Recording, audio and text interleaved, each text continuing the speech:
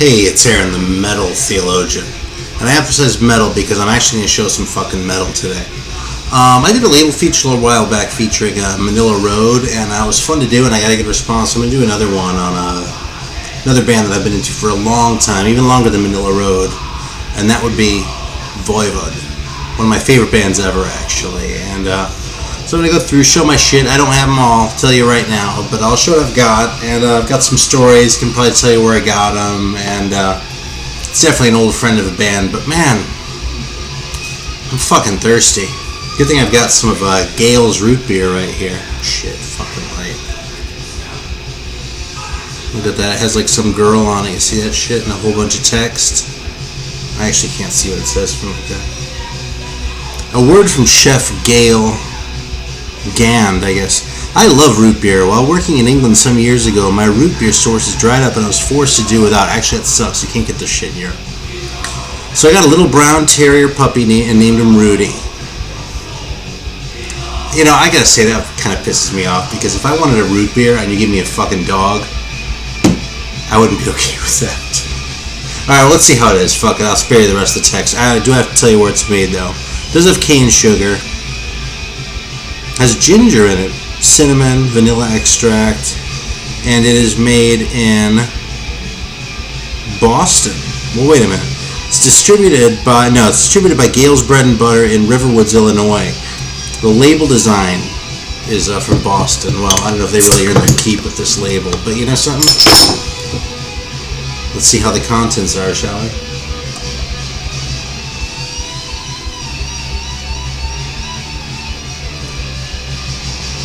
It's really good.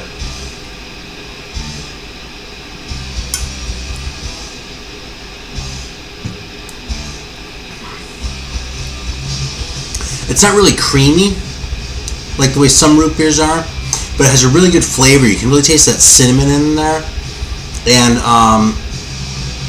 for root beer, it's very refreshing. That's not saying much because most root beers are more, it's like beer, it isn't really refreshing in that sense. I mean, you can drink like a light one if you're thirsty, but that's not usually why you quaff root beer. Has a weird like undertone flavor to it too, which is nice, but I can't identify it.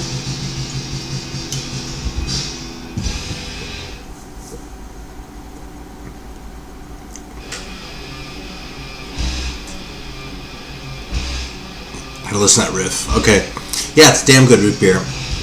All right, so on to Voivod. Now, I first discovered Voivod through sort of an unusual method. Actually, I did discover them back in the 80s. God, this song is so fucking good. It's one of the best songs ever written. Anyway, and I actually put this on because I have my Voivod records here, and I was thinking that the only other record that I think sounds as ferocious as the first Voivod record in that kind of style is War and Pain by Voivod. You could argue Venom, Welcome to Hell, as far as a debut album. It's really rough, but it's kind of a different aesthetic going on. It's more like Motorhead and less like jagged riffs, And one of the reasons I came to appreciate Voivod so much, and still really do, is I don't want to geek all out with like the music theory and shit like that, but especially like studying some of that shit a little bit, like the weird time signatures they use in a lot of their songs, the writing, the way it sort of sticks solos in the middle of verses, like on the song Voivod, or just some of the riffs, you know what I mean? The kind of weird sort of, perversions of scales that they use. And that's actually why I was sort of on the fence between whether I wanted to listen to Voivod or Slayer during this, because Slayer kind of had that going on too, in a song with the Antichrist, with that weird-ass riff, which is sort of built around the tritone, and then like with the, with the strange time signature, like in Metal Storm. So Voivod had that going on too, and I actually turned on to them a lot earlier. I knew about Slayer, but I wasn't really paying attention, but Voivod captivated me right away. Now, the way I turned on to them, I started telling this list, is I was actually, there used to be these, like, lists that you could get back then, where, like in a magazine or something like that, there'd be a big list of shit that you could mail order from someplace. And I remember one time I was on the phone with a friend of mine who was also into metal, and he was, like, reading through this list, and we were just, like, laughing about some of the funny names. Yeah, I still, like, laugh about these fucking band names as much as I love metal. No disrespect intended. Well, maybe a certain amount of healthy disrespect. I'm not big on hero worship. But we were going through these. I remember thinking the name Omen was really funny. Like Omen, probably Battle Cry at the time. I just fucking cracked up, especially the way he pronounced it.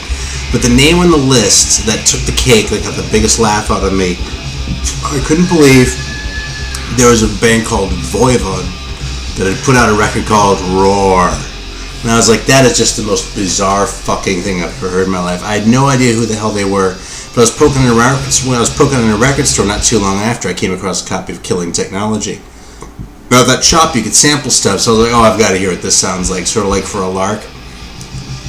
And so the guy put it on, I was listening to it in headphones, and I was like, oh my god, I can't believe how fucking good this is. For all the reasons I was just saying, it's just weird, the writing was weird, the singer was rough, you know what I mean? Snake, he kind of learned to sing with time, but he hadn't quite gotten there yet on Killing Technology, you know? It wasn't as rough as the first two, but even so.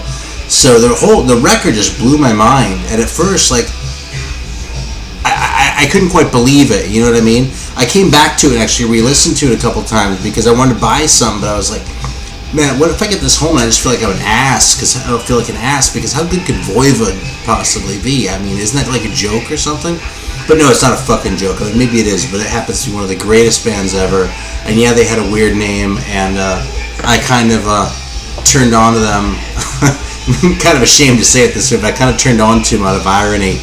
But fuck if they haven't served me well over the years. So here's the first one. This is actually the first one I got to. I got this a couple years later, but I got this at Chris's Warped Records in Cleveland when I was still in high school. And this is War and Pain. Once upon a time I actually had a t-shirt of this too. I just had this cover on it. It was just black and white, like a line drawing, and on the back it had some dude that said, I'm in the Iron Gang too. Yeah, alas, that one's no more, but this is just an amazing record. Fucking every song is good. It's very rough. You know, it's a pretty difficult record. You know, even the later ones, like a record like Nothing Face or something like that, I think is easier to get into, because even though those sort of weird things are present, like the weird sort of writing and the sounds, it's just so hard, this record, and just so, I mean, I hate to keep using the same word, but it's so ferocious that it kind of took longer to really assimilate this one for me than the other ones. So here's a Metal Blade. This is Metal Blade 1028, and 1026, and there's the label. And Voivod, War and Pain. And this is the insert, which is one-sided, but it has the lyrics on it and shit. And it helpfully says, if you want true metal feel, turn up at maximum volume level. The other thing I really kind of find charming about Voivod and always have was that their English was pretty rough early on. You know, they did learn English, actually. Snake's English was just fine by the end of the 80s. You know, in contrast to, say, the Scorpions, who seem never to have learned English over their long and illustrious career.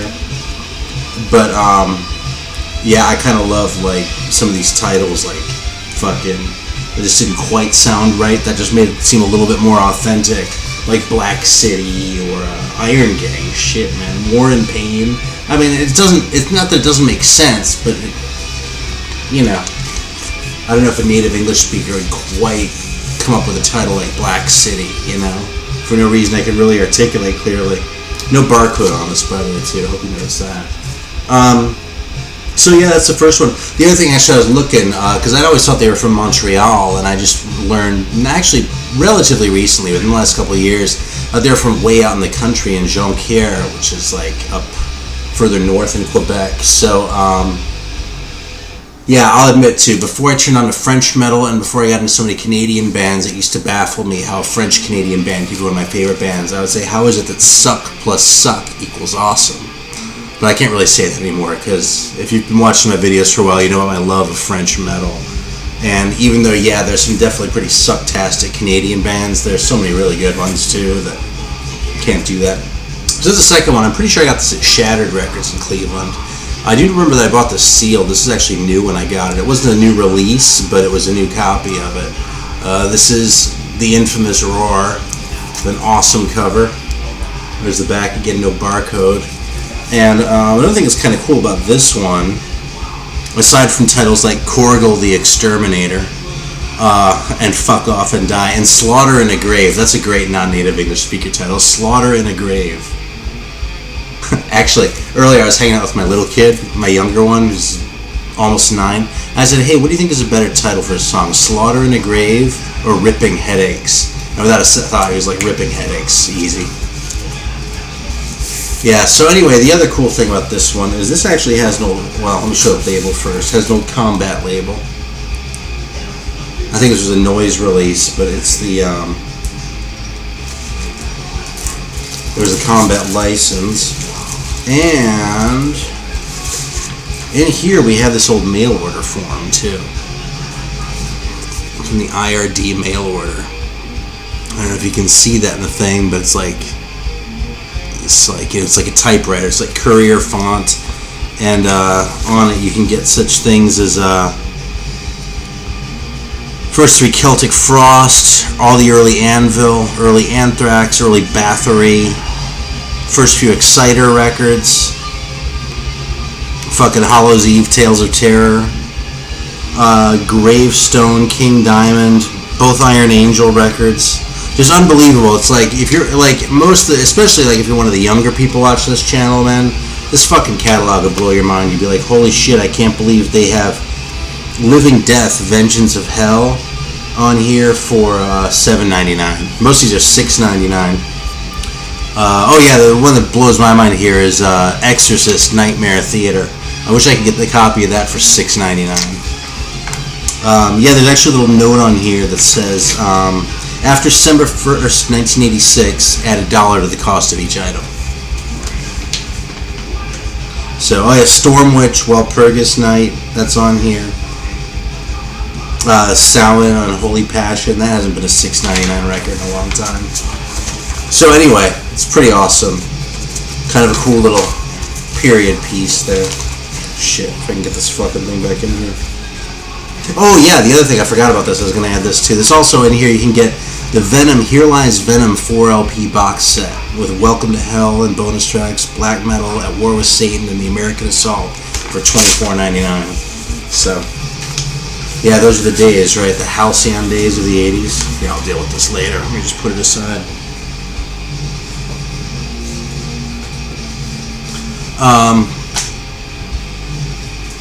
Alright, so the next one is, I'm pretty sure I got this one at Chris's as well. Yeah, actually I can tell by the sticker residue. This is the first one I heard though. This is Killing Technology with that weird ass cover with the guy sort of coming out. And on the back there's the band shot, first one I ever saw. Has the Killing side and Ravenous side. They actually made a video for Ravenous Medicine, which you haven't seen, you need to see, because not only is it an amazing song, but it's one of the weirdest fucking videos I've ever seen. I actually saw that in the 80s too. I was like on TV, so when I was like, this is the weirdest fucking thing I've ever seen. It just like sort of reinforced that whole sort of strangeness about Voivod in my mind, you know, and I never saw him play or anything then, so it was just a trip, the whole thing from start to finish. So, show the label on this one. I'm pretty sure it's a combat label. I don't remember though. It does have the custom inner though, with the lyrics on it. Shit, there we go. It's one-sided. And, no, it's a Noise International. I mean, you know, combat distribution, but there we go. And it has a white label, but in case you're looking for it, it's not a promo, so. What a great record, though, man. So, that's Killing Technology. By the way, in case you didn't know this, the drummer did all this art, too. Away, the drummer. And the, which was another thing that was weird. Their fucking names, right? Snake, Piggy, Blacky, and Away. Of course, Piggy's been dead for a little while now, and they started using their real names after a while. This one's next. This one was actually a mail order piece for me, because I wasn't smart enough to pick this up back in the day. But this is the noise-only release. The back's blank. It's a picture disc-only release of Too Scared to Scream and Cockroaches, which I know were included on some versions of Killing Technology as bonus tracks. Maybe all of them. I actually don't have the Thrashing Rage picture disc. I kind of wouldn't mind a copy, but it's all songs off, it's mostly Roar. I think there are a couple other songs off the first record on there too, but this one had exclusive tracks, so I had to go grab it. especially since it's one of my favorite bands.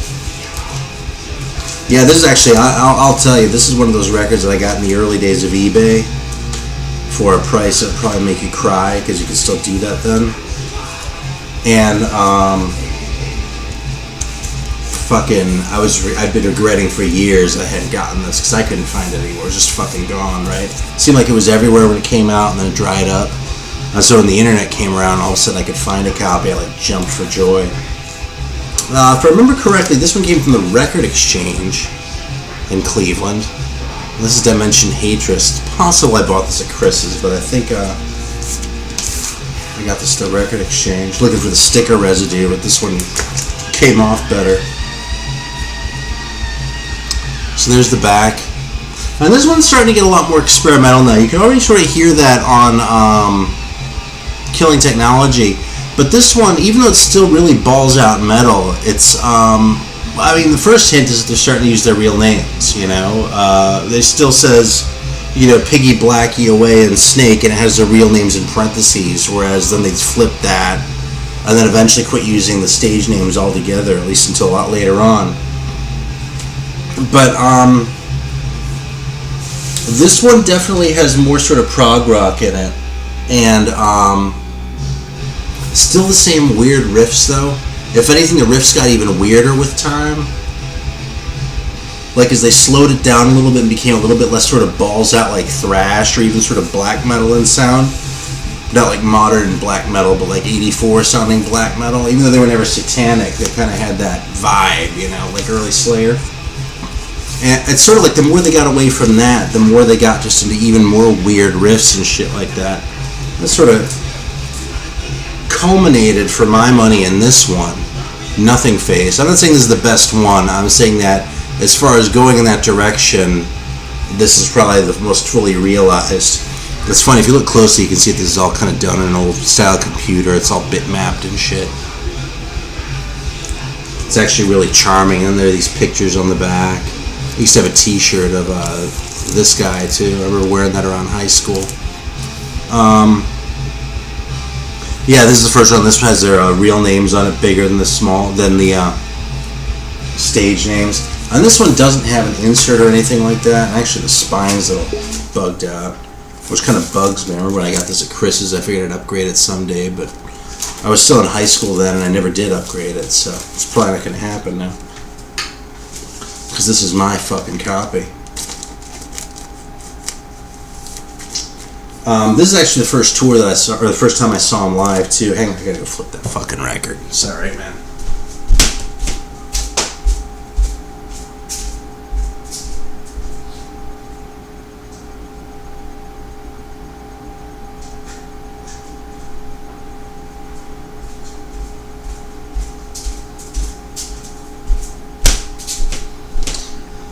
Yeah, if I sit here in silence, it's just not fucking happening, so I'm going to take the liberty of a little more root beer, too.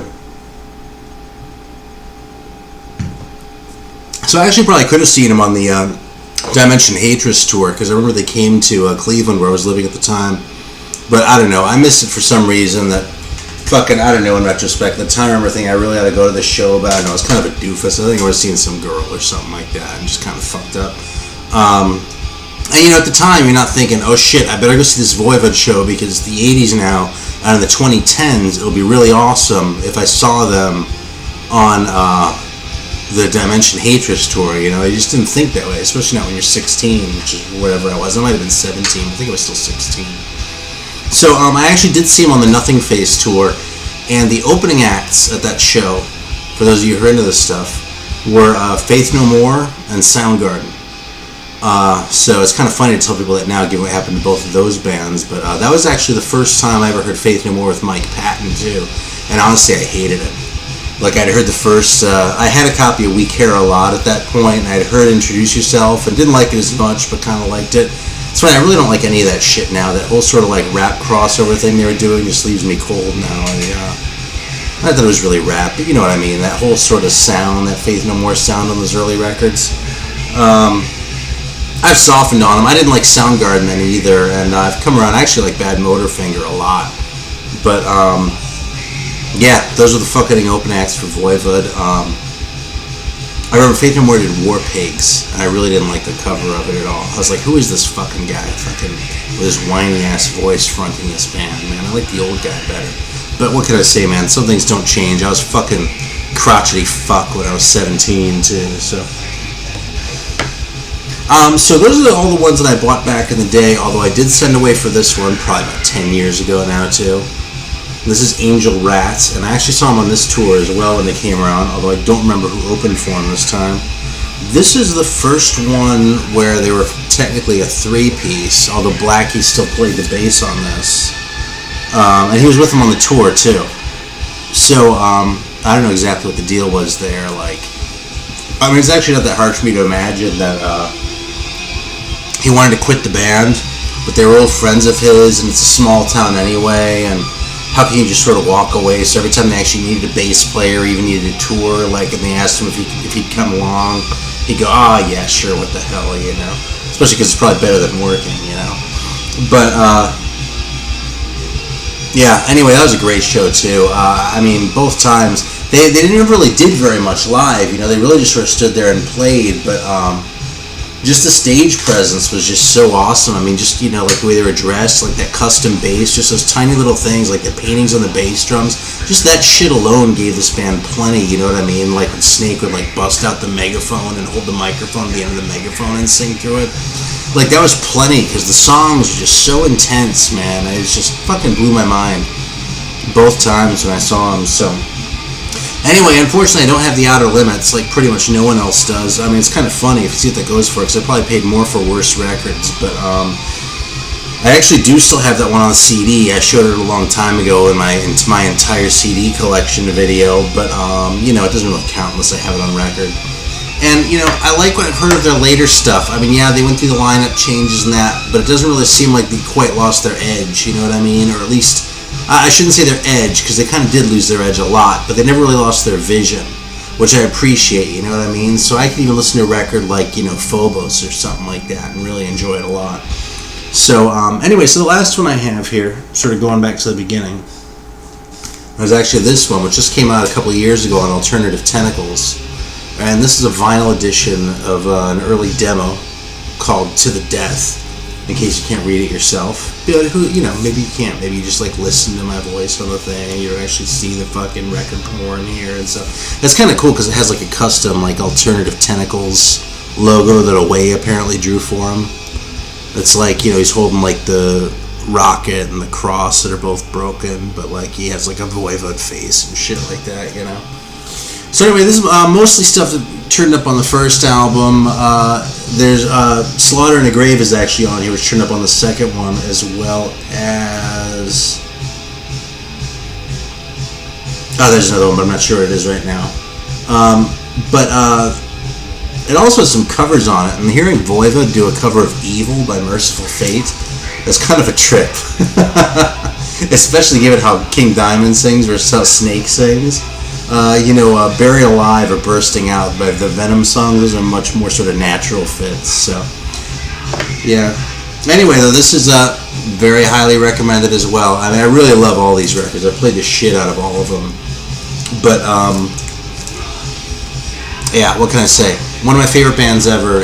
I've been a fan for, I mean, since the late 80s, so about 25 years, a good 25 years at this point, probably closer to 30. And I still love the band. I mean, the last time I played one of these records was about an hour ago, and I listened to War and Pain. And when I finish making this thing, I'm going to put this bad boy on, I'm pretty sure. So, subject to change, but that's the plan. So, yeah, fucking Voivod is the gift that keeps on giving. Check them out if you don't know them. You probably do if you're watching this, and you're sort of enjoying looking at my records, because they're not even all that rare. But cheers. Thanks for checking it out. And I'll talk to you next time.